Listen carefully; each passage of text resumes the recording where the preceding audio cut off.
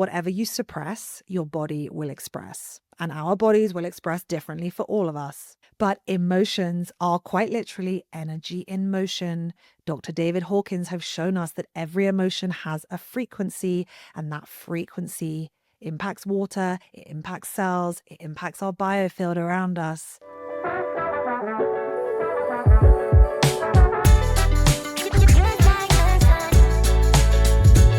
Welcome to Healing Honeys, the podcast for girls with big dreams trying to balance it all. I'm Louise Rumball, serial entrepreneur, type A overachiever, healing girly, and holistic wellness coach who also once got called the Jesus of modern dating. But let's get one thing straight. My healing era has never been calm. I'm talking savage dating stories, 20 cigarettes a day, daddy issues, an anxious attachment style, and an autoimmune disorder too.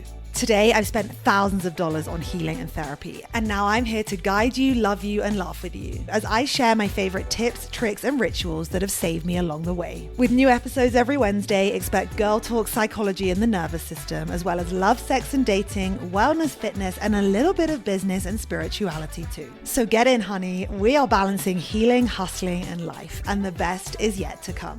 And if you're looking for ad-free listening or my somatic healing subscription daily devotion, just head over to the show notes. Now, let's get into it.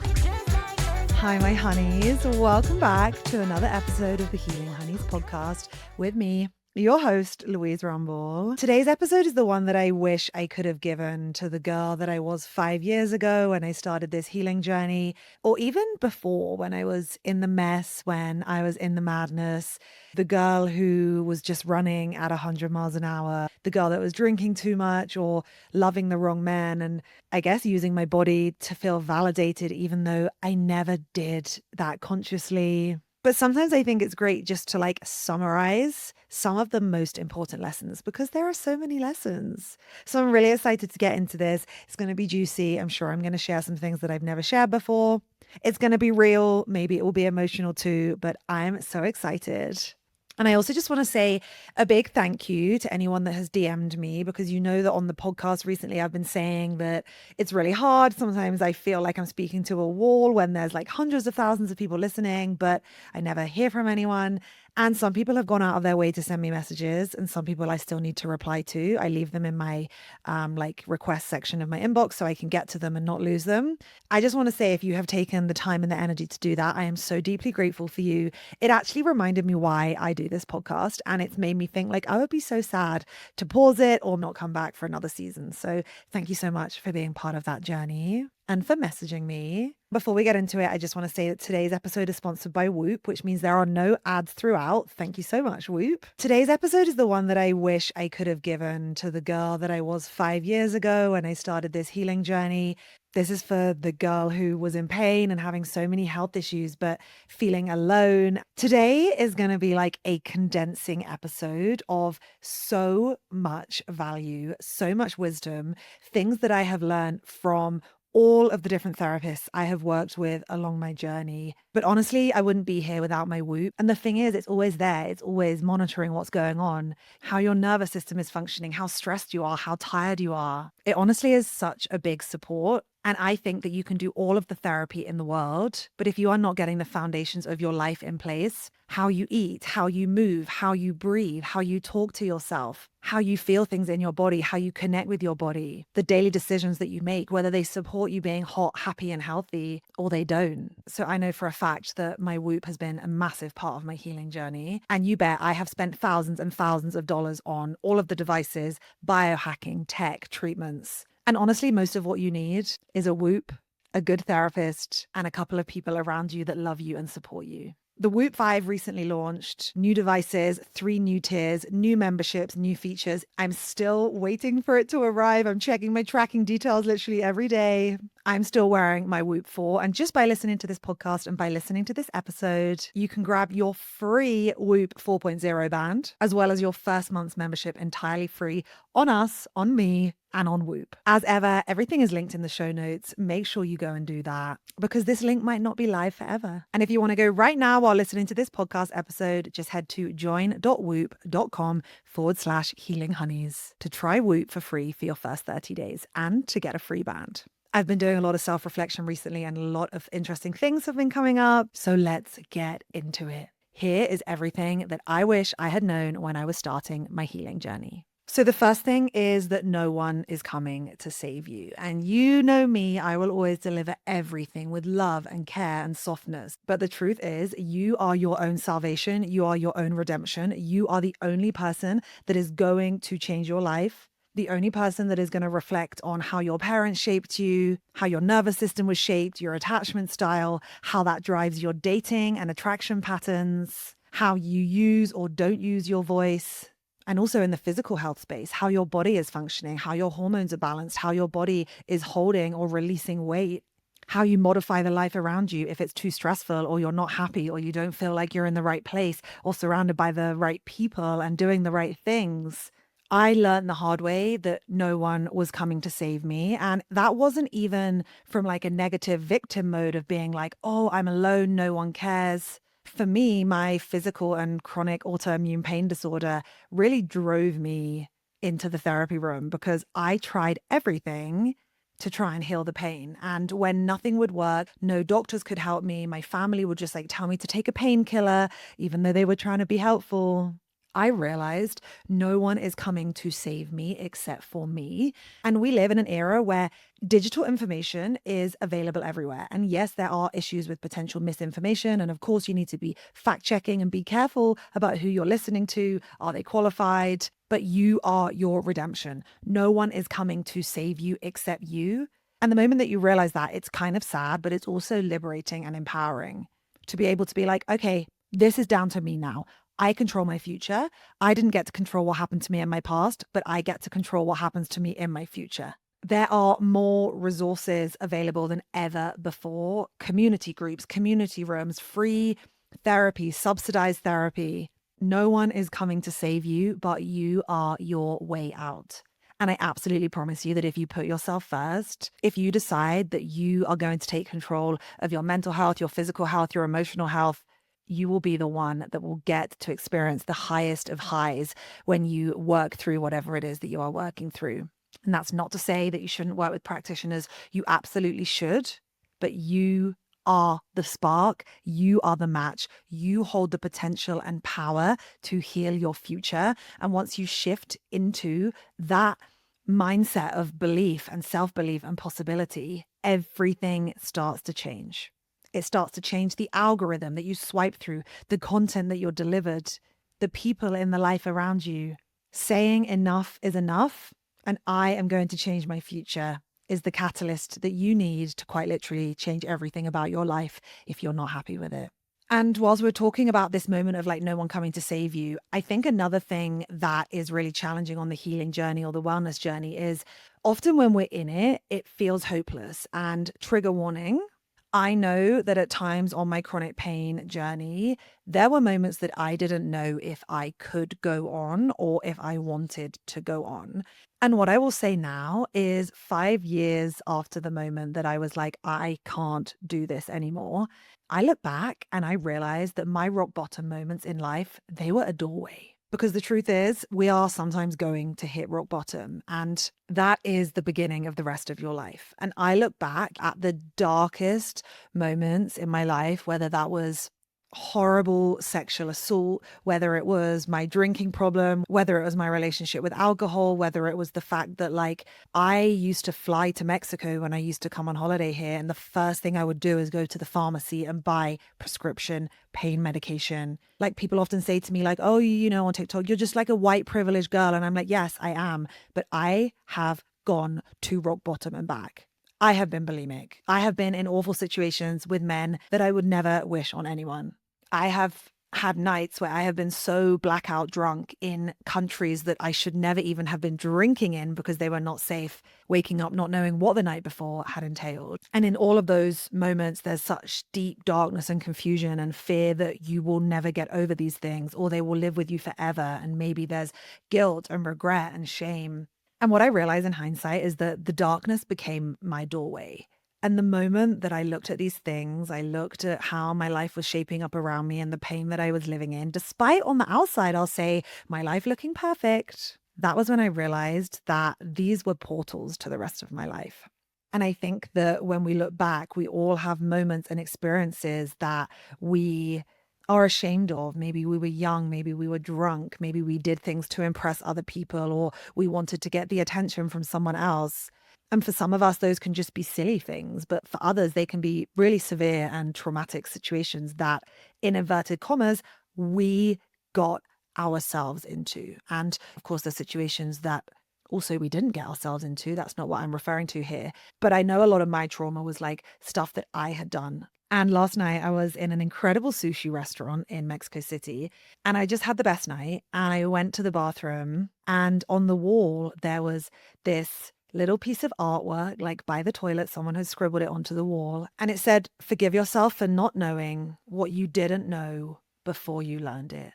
And for me, that is everything. We are all living for the first time, and no one gave us a manual to life. No one gave us a manual on how to date or how to drink or how to connect with other humans. These things seem so obvious, but they're not. And if you've done things that you're ashamed of, join the club.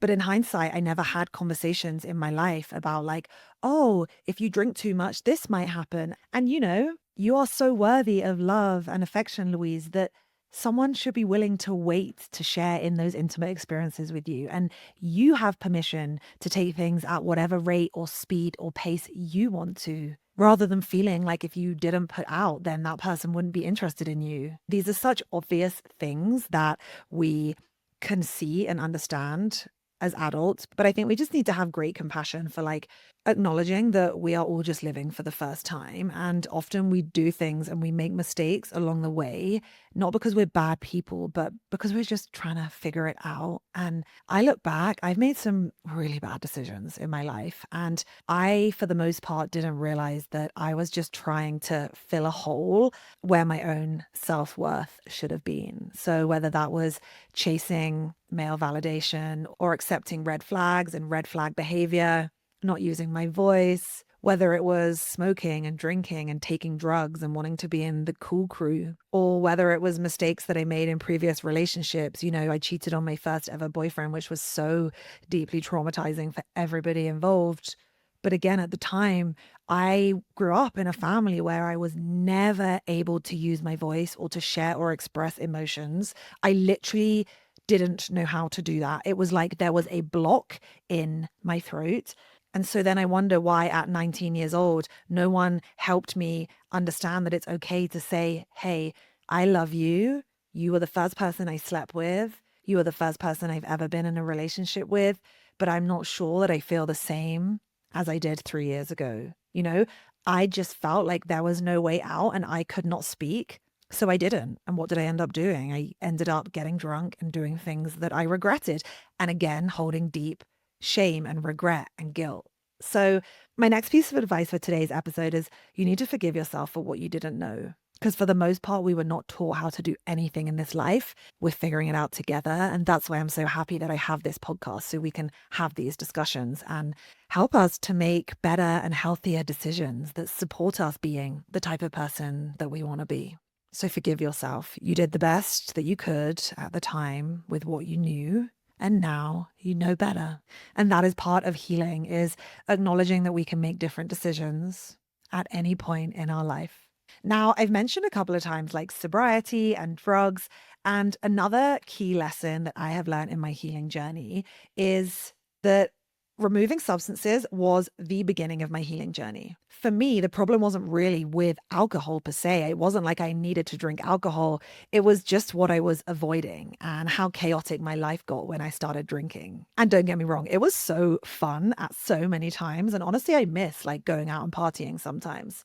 But what I will say is that when I removed the alcohol from my life, that is the moment that my healing journey started.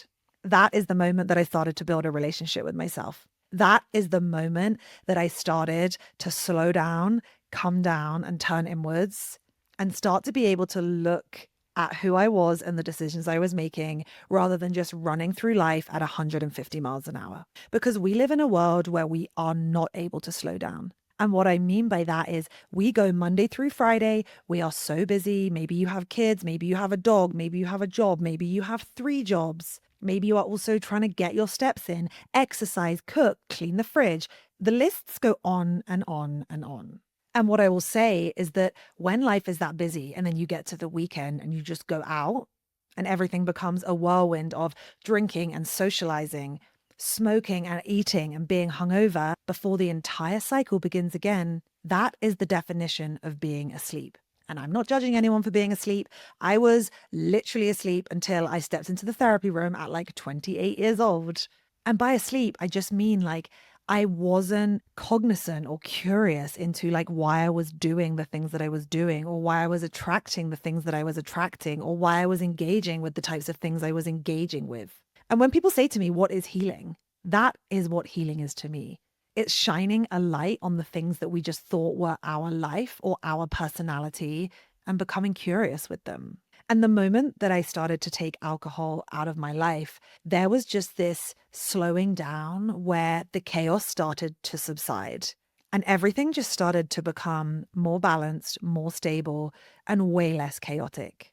I didn't have horrendous hangovers. I wasn't making bad decisions when I was drunk. I wasn't turning up to work on a Monday morning feeling awful about what had happened on the weekend before, or being like, fuck, I need to go and get an STI check because I just slept with this guy that like I only did that because I was drunk. You know, I would never have done that when I was sober. For me, taking alcohol out of my life was the most revolutionary thing I've ever done. And anyone who knows my story really well will know that I removed it for 30 days. Literally, I was like, I'm going to go sober for 30 days because I went through a horrible sexual assault experience. And things were just like so bad that I was like, wow, I cannot ever end up in a situation like that again. So it was going to be 30 days. Today, I'm pretty sure it's like year 6. I've honestly lost track because sobriety is so normal to me at this point. And even at dinner last night at this sushi restaurant that I mentioned, I said to my boyfriend, like, I can't even remember what it feels like to be drunk. And that's like the craziest thing ever. So yeah, I can't talk about my healing journey without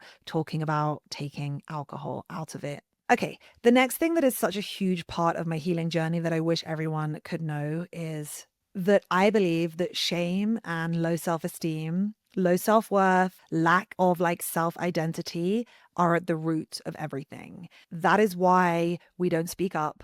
That is why we tolerate crumbs or we shrink ourselves.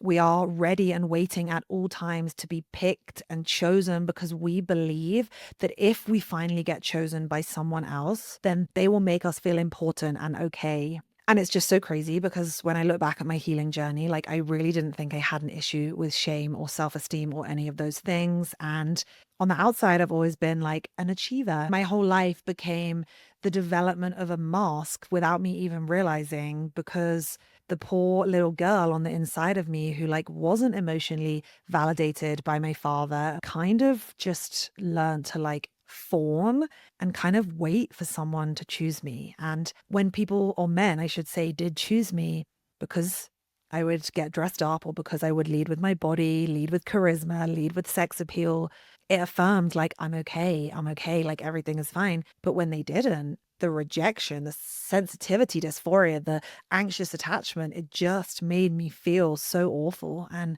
I have had so many moments where I literally will like sit on my phone when I was younger, like watching someone be like online and be like, why aren't you texting me back? Or like someone's ghosting me and I'm like going on their Instagram to be like, but they posted this and who are they with? Is that a girl? Are they dating them? Like, you bet I have gone through it. And what I realized is like at the root of it, we just have this belief, so many of us, that there's something kind of wrong with us, or that like we're going to be like lucky if someone chooses us and picks us and loves us. And it kind of also just ties into this belief that like the fairy tale ending, you know, one day I'm going to fall in love and then I'm going to be happy. One day I'm going to be rich. If I just lose weight, then I'll feel X, Y, Z. And that's because of this conditional belief, which is like believing that if we get somewhere other than where we are now, that everything will feel okay.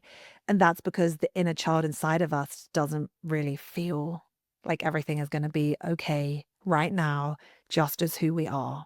And that's exacerbated when we end up in friendships or family relationships or business relationships where we're not able to use our voice, express our truth, and be the beautiful, incredible versions of us that are all so different and bio-unique to each other. So yeah, a huge part of my healing journey was realizing how much this shame wound tied back to my father and this like deep inherent belief that he didn't love me and he preferred my brother and that my brother hated me and that basically like men weren't interested in me and I had to fight my hardest to like get their attention. So my next piece of healing advice that I have learned is that everything is so deeply interconnected, and the relationship with your father or male figure or lack of male figure in your life is so deeply and inherently wired into how we date and love as adults, because these things, attachment styles, our core wounds, they were wired into our nervous systems before we were even physically consciously aware of them. And that was just such an amazing part of the journey, was like slowing down enough to say, like, I've built this life that from the outside looks good, but I was so busy that I wasn't able to slow down and really ask what was going on inside of me and how I really felt. And I think we see this all the time. You know, if you've gone to therapy, I even had an executive coaching session last week where she was like, Louise, I love you. You're basically coaching yourself because you're intellectualizing everything. And it's amazing. You are coming to the answers of everything before I even get there. But I need you to feel what happened. The moment that I said, like, okay, actually, the truth is, I started bawling. I started bawling my eyes out. So we live in a world where we intellectualize everything. We live in our head and we don't go into the body and really unlock the deep pain that is associated with some of the more childhood things. That brings me to my next lesson, which is your attachment style, your anxious attachment style, your avoidant attachment style. It isn't your fault. I always say attachment styles are not labels, they're legacies. Your attachment style literally started before you were even born. There is evidence to show that if a baby is growing whilst a mother has high cortisol in utero, that the sensitivity of that baby's nervous system is already being formed. And it is going to be more sensitive to shifts in emotional dynamics. It is going to be more sensitive to physical feelings in the body. That is the anxious attachment style. You are hypervigilant of those feelings because they feel so deeply uncomfortable. And you know what? The avoidant is really no different. It's just that actually they hate those feelings so much that where the anxious attachment is like, please, please, please come closer to me, to other people, to soothe this discomfort in me so we can just go, I'm okay, I'm safe. The avoidance says, no, fuck this. Fuck this. This feels horrendous. I am never going to rely on anyone, so no one can ever make me feel this way again. And if I push people away, then I am safe and everything is okay. So your anxious attachment style, it isn't a label, it's a legacy. It is a real biological thing that is going on within you. And this ties back to my first lesson, which is that no one is coming to save you. It's not your fault if your parents weren't emotionally present or emotionally consistent, and you deserved more than that. But the harsh reality of life is we don't always get what we deserve. These things are not your fault, but healing is your responsibility. You cannot outthink your attachment style. You cannot rewire your attachment style through your mind. You cannot heal your abandonment wound through consciously analyzing and interpreting it. Healing is your responsibility, but acknowledging you need to go deeper than just in your head is where the real healing lies. And that is why you've probably seen over the last few years this evolution where I stepped inside the therapy room. It changed my fucking life.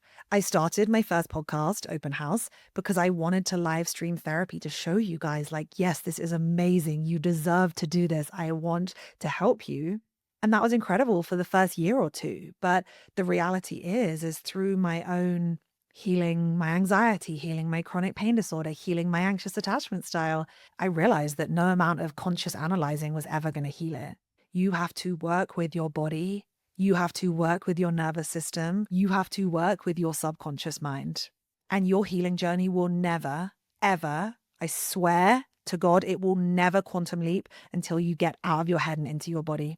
Because what I have learned on my healing journey, and I have seen it with the thousands of women that I have worked with, is that whatever you suppress, your body will express. And our bodies will express differently for all of us. But emotions are quite literally energy in motion. Dr. David Hawkins have shown us that every emotion has a frequency, and that frequency impacts water, it impacts cells, it impacts our biofield around us.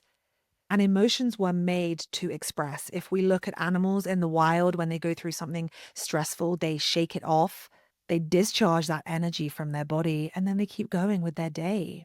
Whereas humans, we tense up, we don't speak, we suppress our voice, our movement. We're taught from a young age, like, oh, don't do that. Like everyone's watching.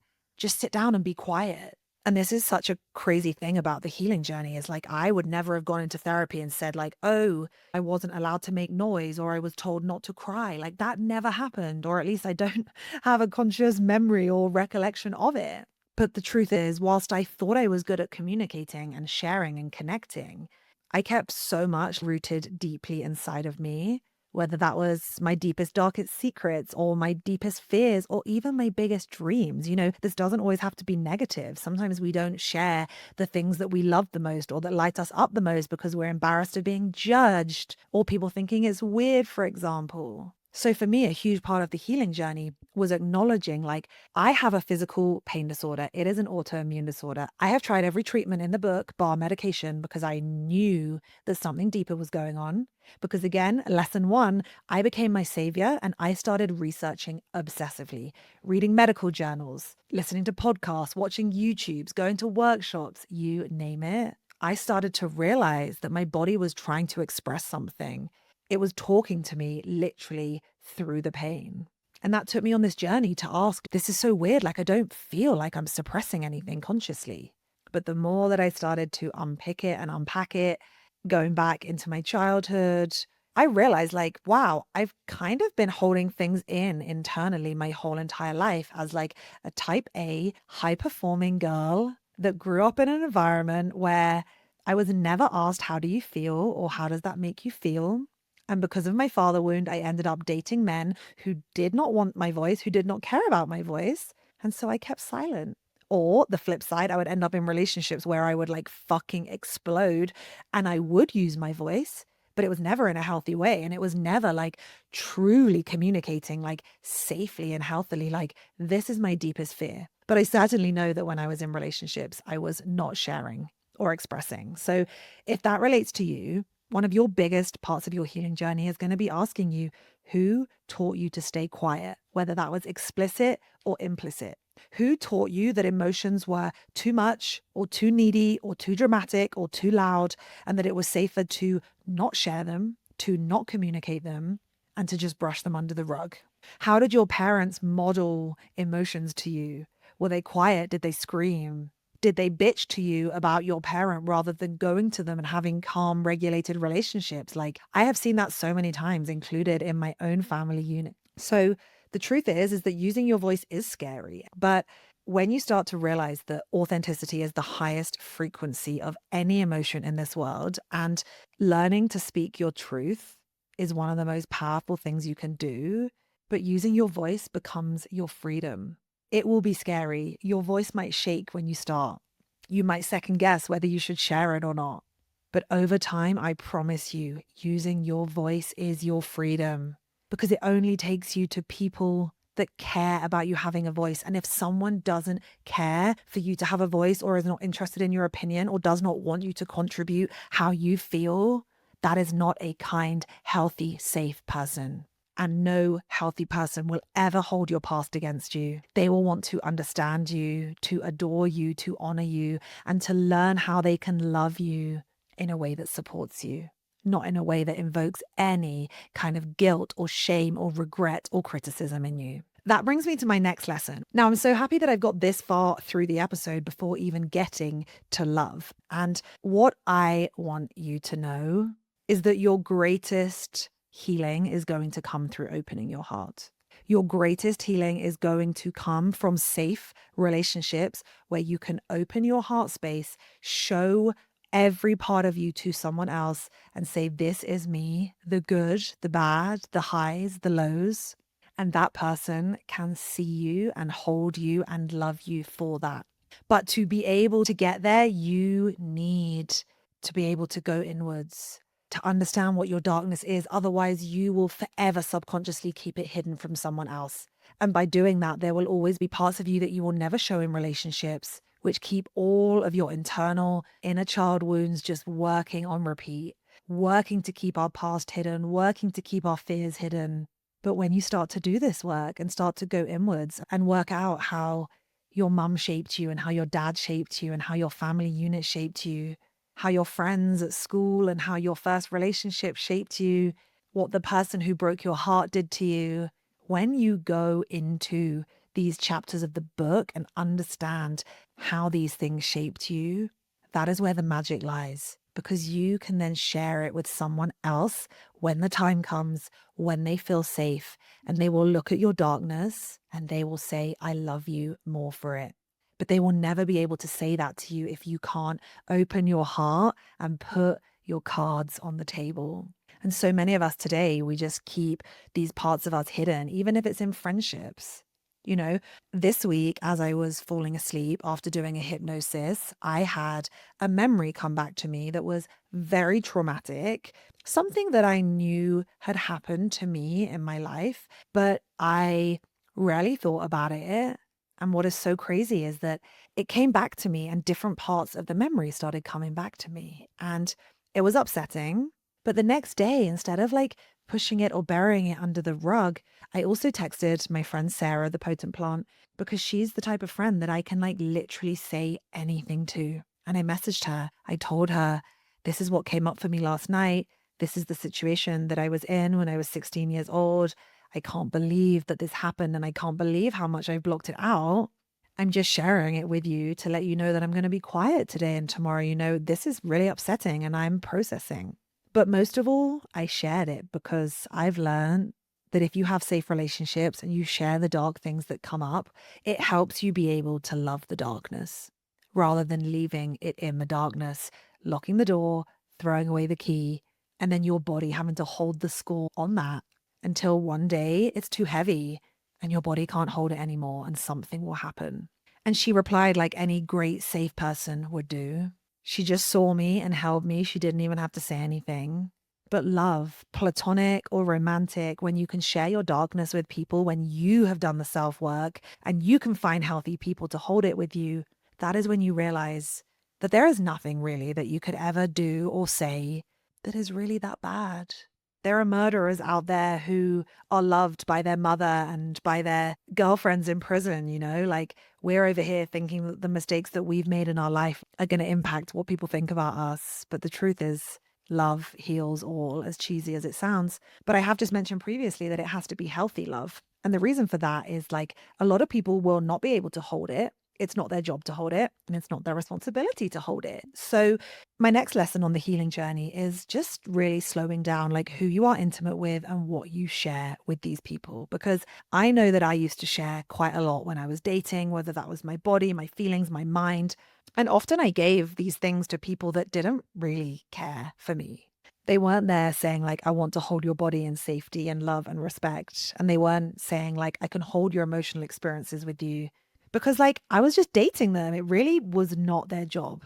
So healthy love is so important. But what I will say is that for so many of us, one of our biggest healing lessons is acknowledging that healthy love is initially going to feel uncomfortable. And let me say something here that is going to make you feel uncomfortable.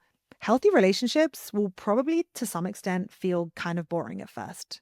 Because if you're used to chaos and anxiety and breadcrumbing and butterflies and will he, will she, won't she, because if you're used to chaos and anxiety and breadcrumbing and butterflies and will he, will she, won't she, real love might just feel like nothing.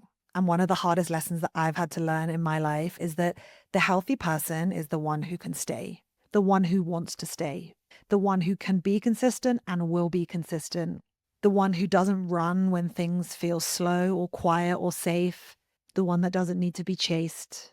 Healthy love is two people saying, I see you and I want to go there with you consistently, kindly, and in partnership. And a lot of people can't do that. And one thing that I have also realized on this healing journey is you cannot change someone.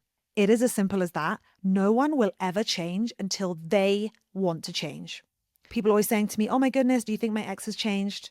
Think how hard it is for you to change. For you to lose 5 kilos or for you to become less emotional. All of those things are very possible, especially when we start doing somatic healing. But it is not easy, right? That guy, that girl, you cannot change them. You will never change people until they want to change, until they want to put the work in consistently, because change doesn't happen overnight, because we are an amalgamation of nervous system wirings and psychological shapings and biological balances. So in this world, we need to realize that people show us their truest version of themselves. And sure, they might cover it up for a while, but the truth always comes through. And we have to stop waiting for the moment that people will finally treat us how we deserve. We have to stop waiting for the moment that we can finally show someone that we are worthy of committing to, or that it's safe for them to open their heart, or it's safe for them to go there with us.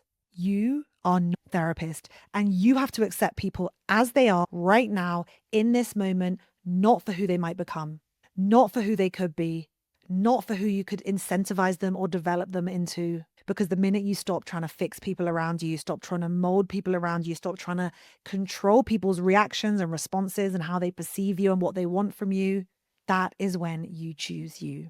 And there are going to be relationships in this world that did not choose you. And that will stay with you for a very long time, because rejection is one of the ultimate biggest wounds for our inner child. And for those of us with a damaged sense of self, or an anxious attachment style, or an abandonment wound, someone leaving can actually feel like something that we will never get over. And we pine for an explanation or a justification or a response as to why this person did what they did. But one of the hardest truths in life is we are not obligated to be given an answer to that, particularly when these people can only meet themselves as deeply as they have gone, which for the most part, for someone who runs or for someone who can't commit, is not deep at all. So we have to acknowledge we can't change people, we can't fix people, and we don't always get our happy ending with that person. Because I deeply believe that every relationship is a soul contract.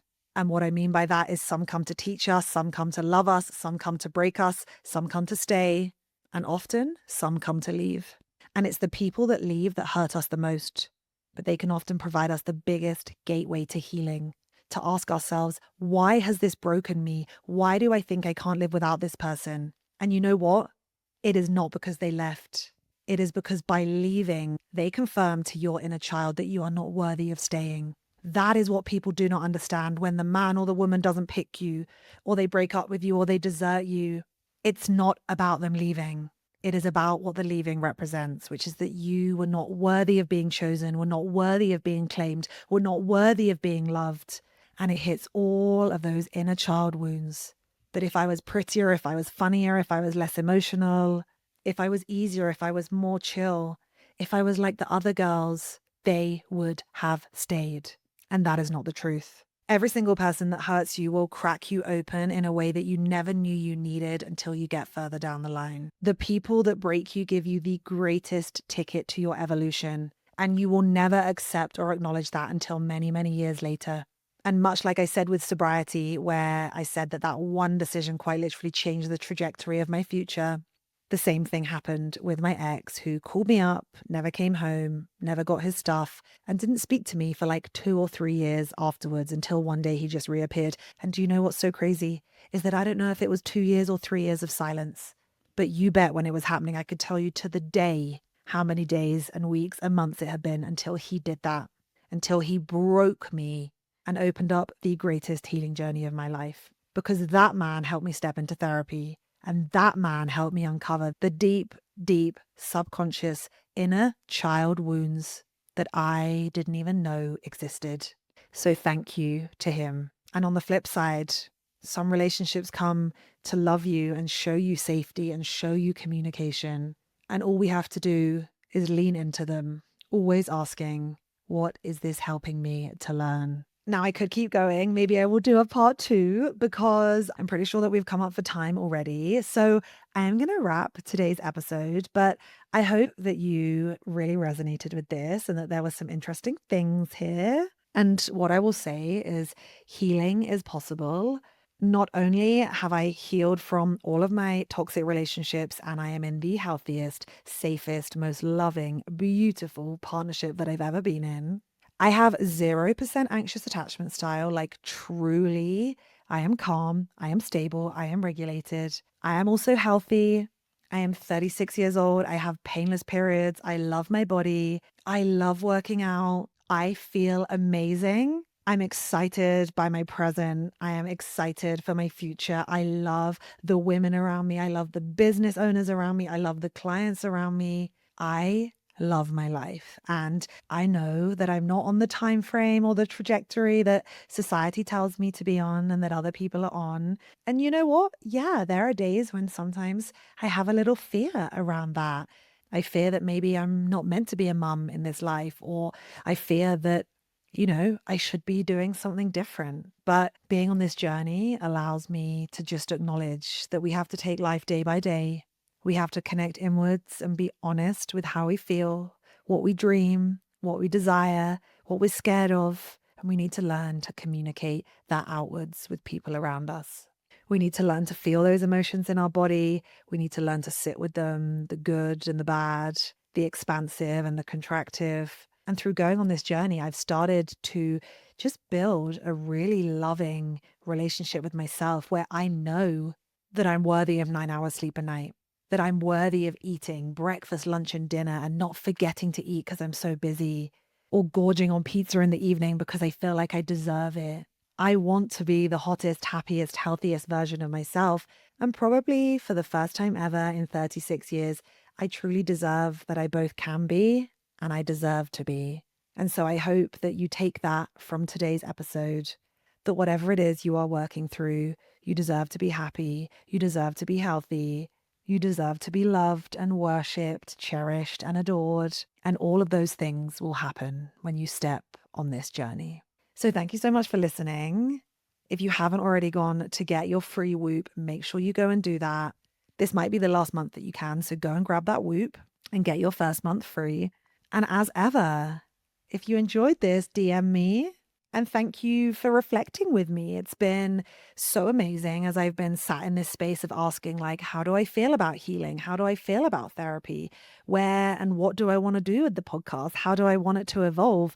It's been like an incredible crossroads for me to look back in my life and like really see how far I've come, and I'm just so happy to be happy that I am truly savoring every moment. So if you're in the darkness right now, know that I've been there with you, I promise. And maybe this might be the very moment that opens up your future, but you have to get into your body. So if you want to come and start to implement daily rituals into your life, whether that is breath work, tapping, meditations, expansions, all of those are in my portal daily devotion. They are all themed. So whether it's for self-esteem or healing heartbreak, whether it's for calling in more money or rebuilding your body image, healing anxiety or coming out of freeze, there is truly something for everyone. There are hundreds of classes.